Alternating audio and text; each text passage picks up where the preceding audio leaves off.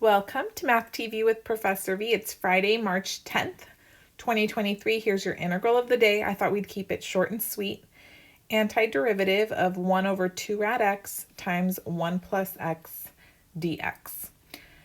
So this one isn't going to take a whole lot of steps. You just have to notice what substitution to make, and then things just really fall into place.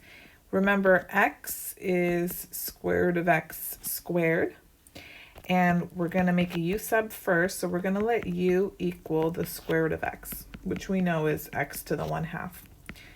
Then du would be 1/2 x to the negative 1/2 dx, which is 1 over 2 rad x dx. And notice that's exactly what we have here. Ooh la la. So now I can rewrite this integral as du over 1 plus, that's right, u squared. And then this should be one of the antiderivatives that you just put to memory. This is good old tan inverse of u. Don't forget the plus c. And then go back and replace u with square root of x. And you're done. Hope you enjoyed it. Give it a thumbs up.